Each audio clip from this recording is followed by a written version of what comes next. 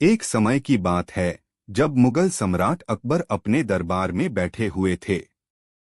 उनके दरबार में बीरबल, जो अपनी बुद्धिमानी के लिए जाने जाते थे, हमेशा नए विचार लाते थे।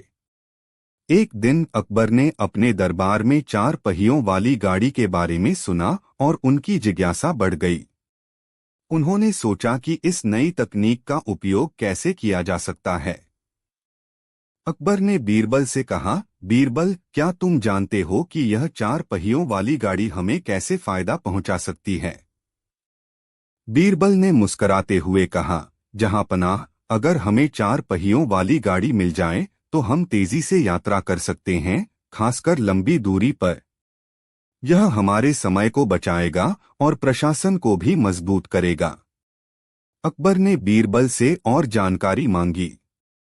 बीरबल ने समझाया, इसके अलावा इससे हम दुर्गम क्षेत्रों में भी आसानी से पहुंच सकेंगे। फिर बीरबल ने एक योजना बनाई। उन्होंने दरबार के अन्य मंत्रियों को एकत्रित किया और उन्हें 4 पहियों की गाड़ी के लाभ बताए। उन्होंने सुझाव दिया कि इसे परीक्षण के रूप में दरबार में लाया जाए ताकि सभी उसके फायदे देख सकें।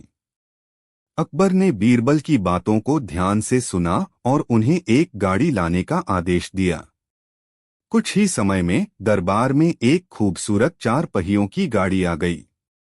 सब लोग उसे देखकर हैरान रह गए। अकबर ने बीरबल से कहा, अब इस गाड़ी का परीक्षण करना होगा। क्या तुम मेरे साथ चलोगे? बीरबल ने खुशी खुशी हाँ की। दोनों ने गाड़ी में सवार होकर शहर की यात्रा की। रास्ते में उन्हें कई लोग देखने लगे और सबने उस अद्भुत गाड़ी की प्रशंसा की। इस यात्रा के बाद अकबर ने महसूस किया कि 4 पहियों वाली गाड़ी वास्तव में उपयोगी थी। उन्होंने बीरबल की बुद्धिमानी की तारीफ की और कहा, बीरबल, तुमने हमें नई तकनीक का महत्व समझाया। बीरबल ने मुस्कराते हुए कहा, जहांपनाह, यह सब आपकी दूरदर्शिता और खुले विचारों के कारण संभव हुआ।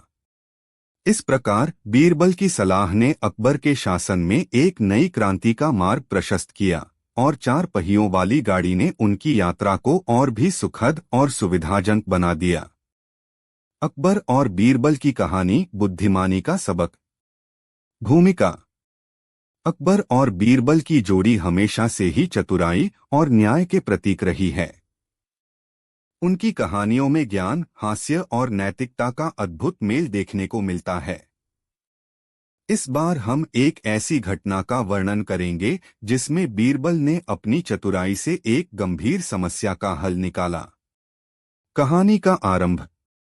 एक दिन अकबर ने अपने दरबार में घोषणा की, मैं जानना चाहता हूं कि मेरे दरबार में सबसे बुद्धिमान कौन है। इस चुनौती को सुनकर सभी मंत्रियों ने एक दूसरे की ओर देखा। किसी को यह समझ नहीं आया कि कैसे यह तय किया जाएगा। बीरबल ने कहा, जहांपनाह, मैं एक प्रतियोगिता का प्रस्ताव रखता हूं। हम सभी मंत्रियों को एक प्रश्न देंगे और जो सही उत्तर देगा वही बुद्धिमान माना जाएगा। अकबर ने सहमति जताई। प्रतियोगिता का आयोजन। अकबर ने प्रतियोगिता का आयोजन किया। सभी मंत्रियों को बुलाया गया और हर एक को प्रश्न पूछे जाने लगे।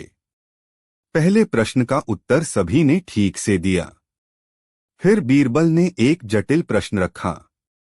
यदि एक हाथी एक बर्तन के अंदर समा जाए तो उस बर्तन का क्या होगा? सभी मंत्रियों ने कई उत्तर दिए, लेकिन कोई भी सही उत्तर नहीं दे सका। बुद्धिमान की पहचान। अकबर ने बीरबल की ओर देखा। तुम्हारे पास क्या उत्तर है, बीरबल? बीरबल ने मुस्कुराते हुए कहा, जहांपनाह, यह प्रश्न सोचने का है।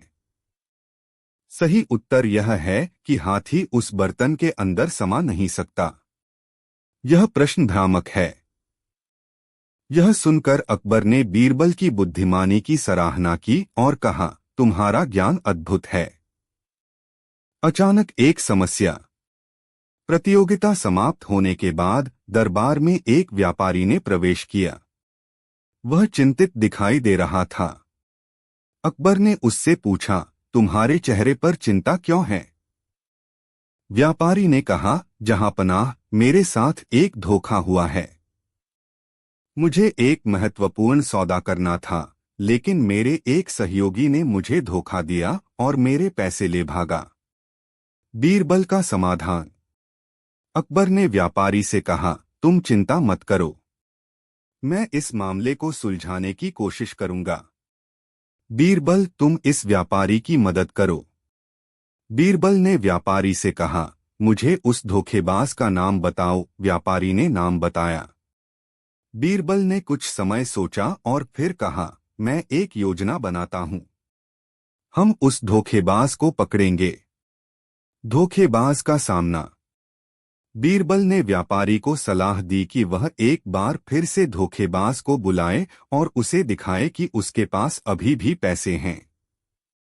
व्यापारी ने वही किया। जैसे ही धोखेबाज ने व्यापारी को देखा, वह तुरंत समझ गया कि उसकी योजना फेल हो गई है। बीरबल ने धोखेबाज से कहा, तुमने जो किया है वह गलत है, तुम्हें इसकी सजा मिलेगी। धोखेबाज डर गया और अपनी गलती मान ली। न्याय का निर्णय। अकबर ने मामले को सुना और कहा, बीरबल, तुमने सच में बुद्धिमानी से काम किया है। इस धोखेबाज को दंडित किया जाएगा, लेकिन यह भी ध्यान रखना चाहिए कि हर व्यक्ति को सुधारने का मौका दिया जाना चाहिए। बीरबल ने कहा, जहांपनाह, हमें यह सुनिश्चित करना चाहिए कि वह व्यक्ति अपनी गलती को समझे और भविष्य में ऐसा न करे। कहानी का नैतिक। इस कहानी से हमें यह सीखने को मिलता है कि बुद्धिमानी और चतुराई से किसी भी समस्या का समाधान किया जा सकता है। बीरबल ने दिखाया कि न्याय केवल दंड देने में नहीं, बल्कि सुधारने में भी होता है। समापन।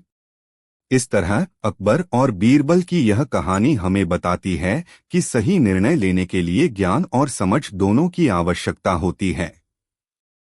बीरबल की बुद्धिमानी ने न केवल एक धोखेबाज को न्याय के कटघरे में खड़ा किया, बल्कि हमें यह भी सिखाया कि हर व्यक्ति को सुधारने का अवसर दिया जाना चाहिए। बुद्धिमानी से किसी भी कठिनाई को पार किया जा सकता है, और यही इस कहानी का सबसे बड़ा संदेश है। अकबर और बीरबल की कहानी, न्याय का सबक। भूमिका। अकबर मुगल साम्राज्य का सबसे महान सम्राट और बीरबल उसके बुद्धिमान मंत्री की दोस्ती और साहसिकताएं भारतीय इतिहास में प्रसिद्ध हैं। उनकी कहानियां न केवल मनोरंजक हैं, बल्कि वे महत्वपूर्ण जीवन पाठ भी सिखाती हैं। इस कहानी में हम एक ऐसी घटना का वर्णन करेंगे जिसमें बीरबल ने अपनी चतुराई से एक जटिल समस्या का समाधान किया। कहानी की शुरुआत। एक दिन अकबर ने दरबार में सभी मंत्रियों को बुलाया। उन्होंने एक चुनौती पेश की, मैं चाहता हूं कि आप सभी मेरे सामने एक ऐसा न्यायिक मामला रखें जिसमें न्याय की सच्चाई सामने आए। सभी मंत्रियों ने एक दूसरे को देखा, लेकिन किसी को कुछ समझ नहीं आया। फिर बीरबल ने हिम्मत जुटाई और कहा, जहांपनाह, मुझे एक मामला पेश करने की अनुमति दें। अकबर ने उसे बोलने का इशारा किया। बीरबल का प्रस्ताव। बीरबल ने कहा, एक गांव में एक व्यापारी ने एक आम के पेड़ से आम तोड़े और उसका मालिक उससे नाराज हो गया। व्यापारी ने कहा कि आम मेरे हैं क्योंकि पेड़ मेरे खेत में है। मालिक ने कहा कि पेड़ मेरा है, इसलिए आम भी मेरे हैं। इस मामले का समाधान आपको करना है। अकबर ने सोचा, यह तो सरल है, लेकिन जब उन्होंने सुनवाई शुरू की तो उन्हें समझ में आया कि मामला जटिल है। उन्होंने दोनों पक्षों को बुलवाया। सुनवाई का प्रारंभ। जब व्यापारी और पेड़ के मालिक दरबार में आए तो व्यापारी ने कहा, जहांपनाह, यह पेड़ मेरे खेत में है, इसलिए उसके आम भी मेरे हैं। दूसरे पक्ष ने कहा, मालिक, यह पेड़ मेरी संपत्ति है, आम मेरे हैं और मैंने इसे उगाया है। अकबर ने गहराई से सोचा और फिर बीरबल से कहा, बीरबल, तुम इस मामले में क्या सोचते हो? बीरबल की चतुराई। बीरबल ने कहा, जहांपनाह, मैं एक योजना बनाता हूं। हम पेड़ के नीचे एक प्रतियोगिता आयोजित करेंगे। जो व्यक्ति सबसे पहले पेड़ के आम तोड़ लेगा, उसे आम का हक होगा।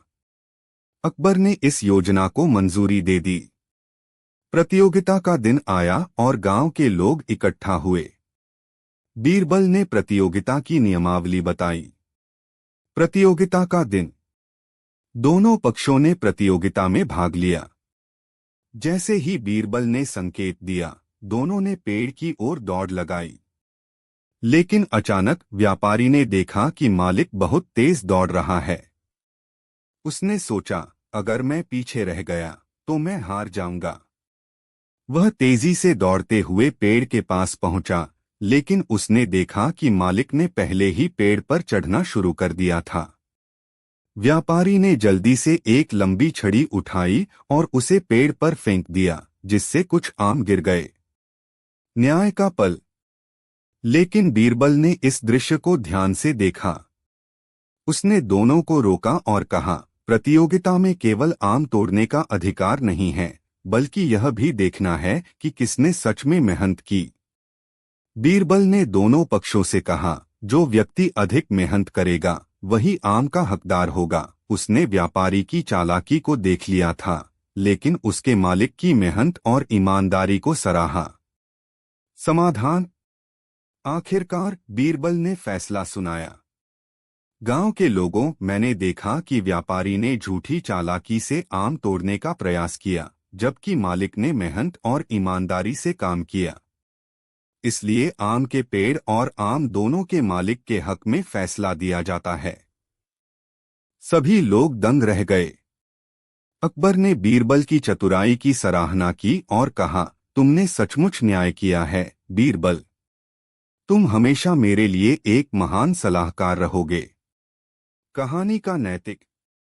इस कहानी से हमें यह सीखने को मिलता है कि न्याय केवल तथ्यों को देखने से नहीं, बल्कि स्थिति की गहराई और ईमानदारी को समझने से होता है।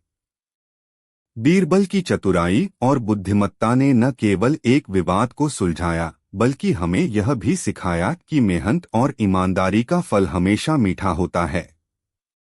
समापन। इस तरह अकबर और बीरबल की यह कहानी न केवल एक रोचक घटना है, बल्कि यह हमारे जीवन में नैतिकता और ईमानदारी के महत्व को भी दर्शाती है। बीरबल के द्वारा प्रस्तुत न्याय ने यह साबित कर दिया कि सच्चाई और मेहनत का हमेशा मूल्य होता है। किसी भी समाज में न्याय का आधार ईमानदारी और मेहनत पर निर्भर करता है, और यही सबसे बड़ा सबक है जो हमें इस कहानी से मिलता है।